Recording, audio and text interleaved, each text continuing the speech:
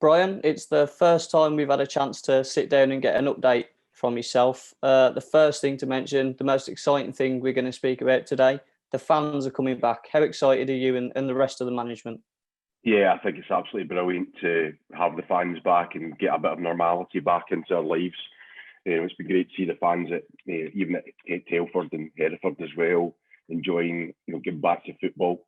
It's a real step in the right direction for everybody from a point of view of getting back to normality, and it makes such a difference.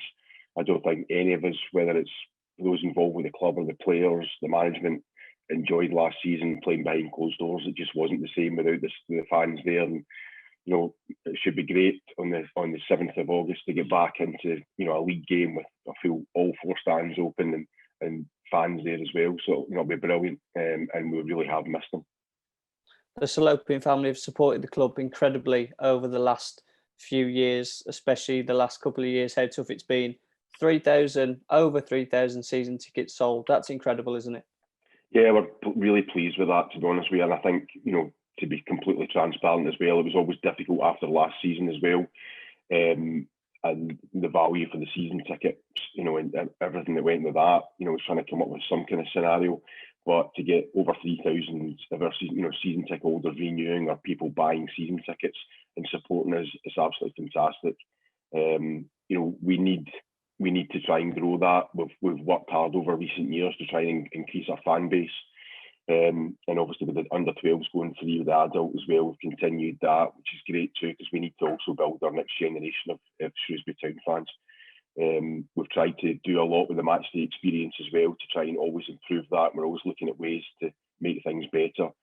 But to get over 3,000 in the current situation as well with COVID, etc., it's great, and it just shows that the fans are as keen to get them back as we are to see them back. Talk me through some of the things that are in place ready for the return. There's going to be a socially distanced seating area amongst things. So what kind of things are going on for the return? Yeah, I mean, to be honest, this kind of came about. We started speaking, one of our supporters in the Supporters Parliament actually brought this to Lawrence Ellerby and my attention about the possibility of looking at some kind of area where we could have some fans socially distant.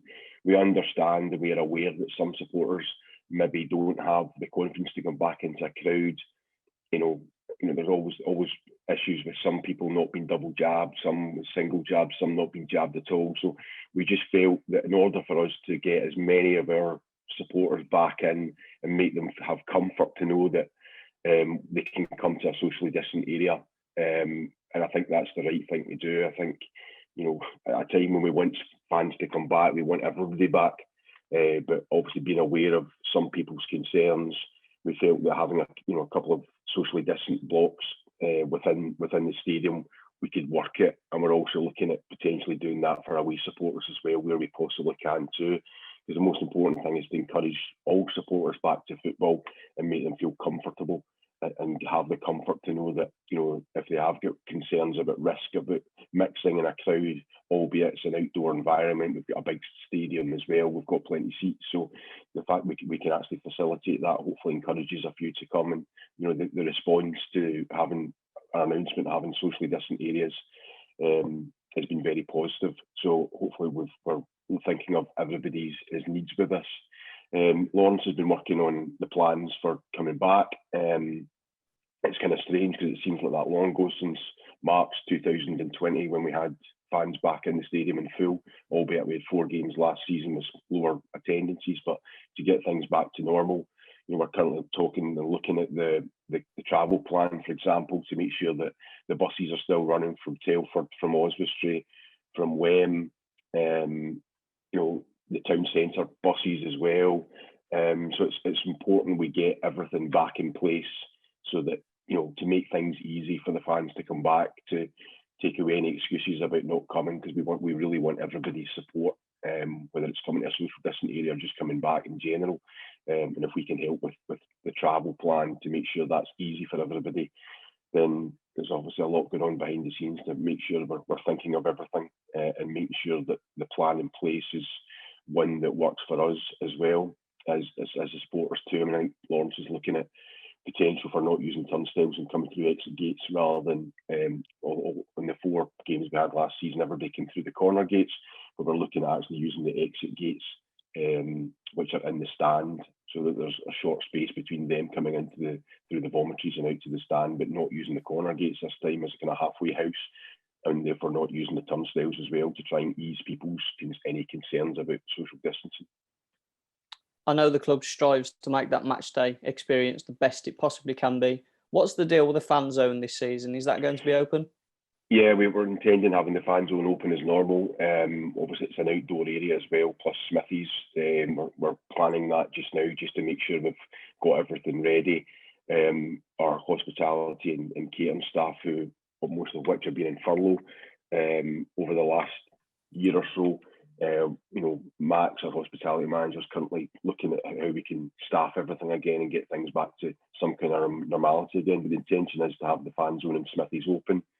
We're also looking at improvements. Jamie Edwards has been speaking with us about how we can potentially improve the fan zone area to make it a better match day experience. And as you said in your question, we're always trying to strive to improve the match day experience and make things better, so that when people can come and they use the fan zone, go to the game, and it's all a great match day experience for everybody.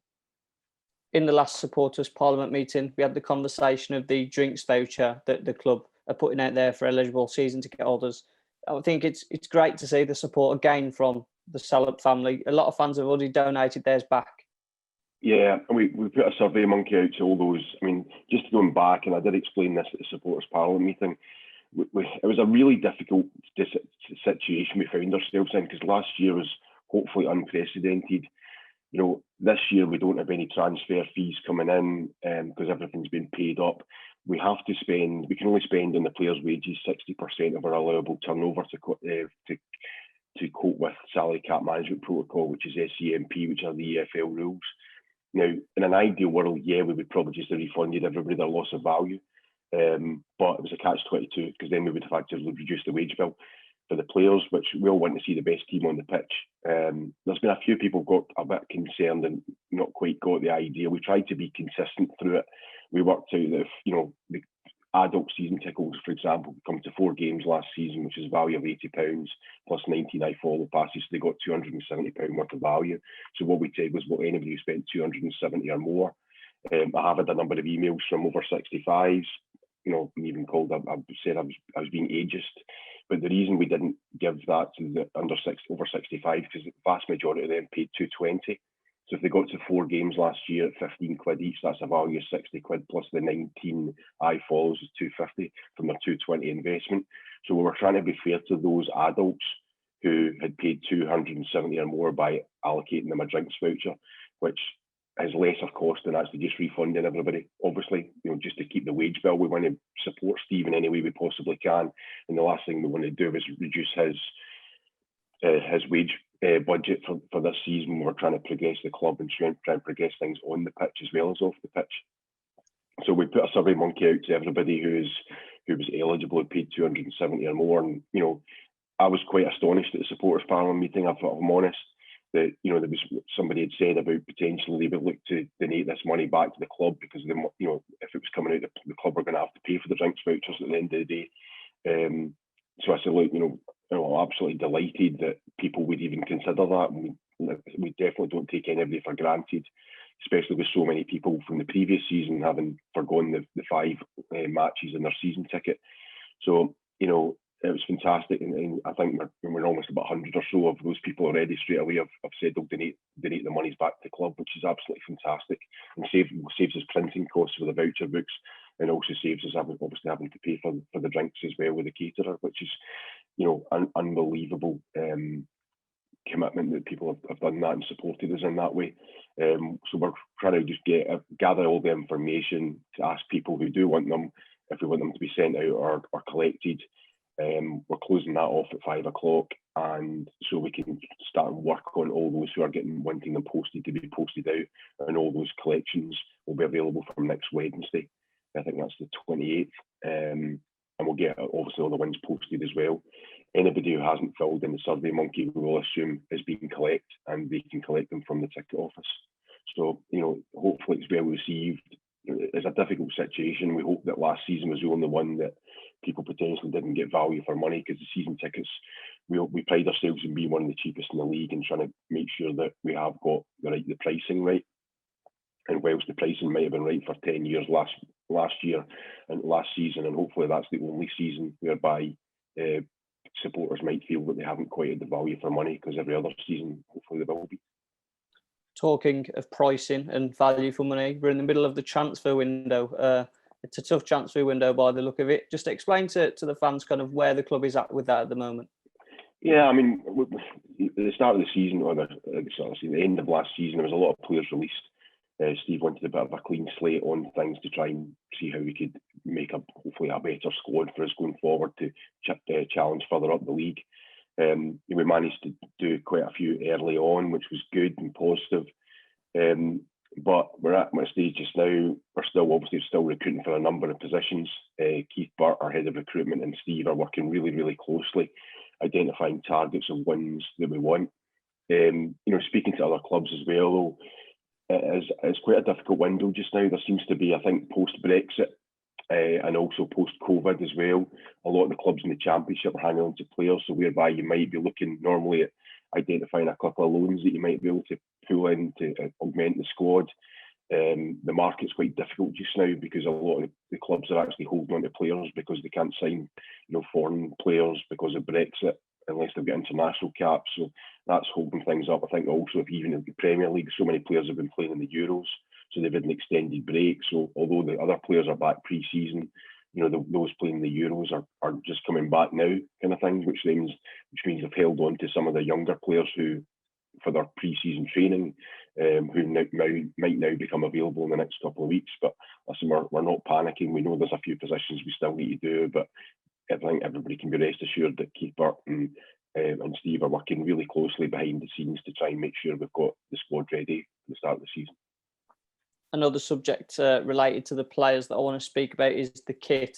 We've had the new kit out this year, and we've made it clear, haven't we? We've been open and honest. It's not bespoke this year. Talk me through the process of going with Umbro and the situation there. Yeah, I mean, to be honest, Steve wanted a fresh change in a number of things this year, which is absolutely fine and great. We need a fresh approach to a lot of things, and he wanted to change the kit.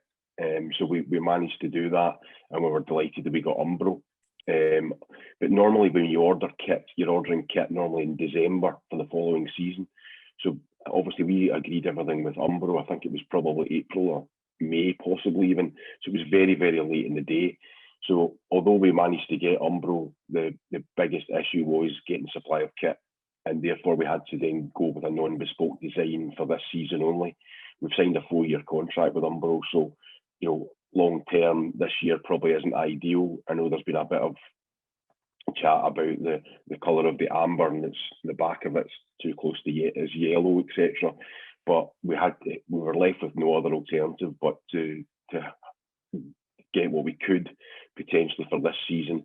It was as close as we could get to a Shrewsbury strip without changing the colours. And some people have said, why didn't you go blue and white? And I would probably have gone blue and white, but again, there's a section of support who probably wouldn't have wanted that either.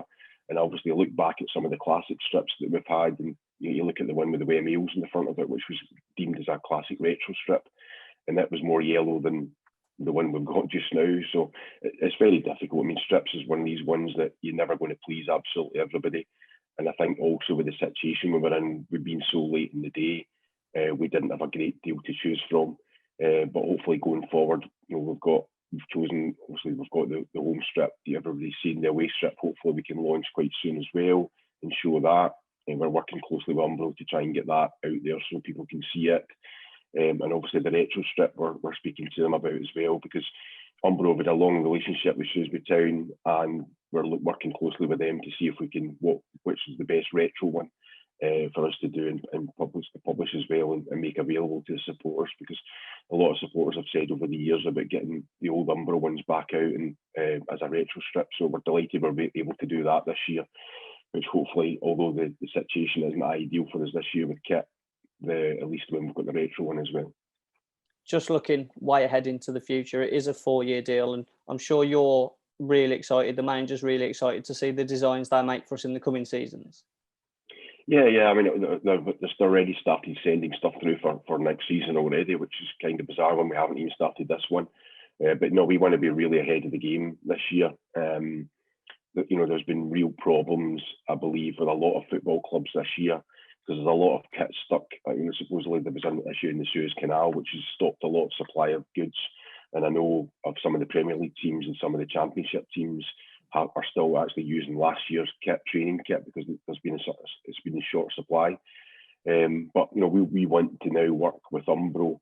Once we get all our kit and everything arranged for this season, which hopefully will be sooner rather than later, and get it on sale, then we want to work with Umbro over the coming months so that by Christmas time we've got everything nailed down for the following season. Now that'll be a bespoke design where we can pick and choose what we want to do. And Steve and I will sit down and chat through that and make sure we've got everything in place early so that we can hopefully get the strips out. And the aim is to get the strips for 22-23 out at the end of this new season coming ahead of us. So we want to be a little bit ahead of the game here. Just going in a slightly different direction with the interview, the chairman hit 25 years as chairman of the club. He's done an incredible job, hasn't he? And I think the fans recognise that. He's done incredible things for Shrewsbury and Shrewsbury Town. Yeah, it's quite amazing, to be honest with you. I mean, I think when he took over the football club, and he's obviously done an association longer than 25 years because he was a director prior to becoming chairman, but, there won't be many chairmen, and certainly going forward, there'll be very few who hit the 25 years, and it's an incredible service he's given the football club. He's given up his time every day to come in here unpaid, and go to games, represent the club home and away, and there's nobody more passionate about the football club than the chairman. He's grown up in the town, born in the town, been a supporter since he was a young child, so he's very, very enthusiastic, and a lot of his life is devoted to Shrewsbury Town, and the fact he's given everything up to come in every single day to benefit the football club and turn its fortunes around in financial situation. And you look at our finances and the finances we've got at this football club to be able to cope with the pandemic are probably the best in the EFL, if not the Premier League as well, because what he's done over the years, to take from Gay Meadow, I think even at Gay Meadow, the home support or the average support when we left Gay Meadow wasn't that big, and then you look at what we've done now, we've grown that to over 6,000 supporters in the new stadium. We've got a new stadium with conference, which brings new income streams as well. Shrewsbury Town, the community is growing quite dramatically as well over the last number of years under Jamie's stewardship. So there's a lot of positives about how the football club can operate, how we can make more income than we could never have done at Gay Meadow. And hats off to the chairman because he just lives and breathes this football club, and would do anything he possibly can to help it. And that's testament to how much he's achieved in his 25 years. And I'm sure he'll be here for a bit yet, and more involved with the football club because he loves it so much. In these two pre-season games that we've seen the gaffer on the touchline. I'm sure you've seen the pictures, a big smile on his face. How happy are you to have him back running the club and looking forward to the season? Yeah, it's brilliant to have him back. Obviously, we're always concerned about his health and speak to Steve quite a number of times, usually every day at the moment, because there's so much going on. But, it's great to have him back. I'm very conscious of his health as well because he's not back to full fitness. But then I spoke to him last night and he was saying that, his comment to me was, I look back and I'm really tired and it's been hard going, but I've loved it. I've really enjoyed being back in amongst it, which is great. He said 2 months ago I couldn't have done this. So it shows how far I've come that I'm able to participate in every single training session. And I think the players will benefit from his coaching abilities as well. And that's no harm to Aaron and David, who carried the mantle last year when Steve was in hospital and recuperating back in Bristol. But look, he's just fantastic. He's a breath of fresh air around the place. And his knowledge and tactical awareness is, in my 25 years, he's the best manager I've worked with. He just knows things, sees things, and his attention to detail is second to none. So I'm very confident that hopefully he can improve our positions and get us further up the table where we like to be at the top end, challenging rather than in the bottom half of the table. And then hopefully that will help us going forward because players will then look at Shrewsbury as a top half team challenging rather than one who tends to finish 17th, 18th every year.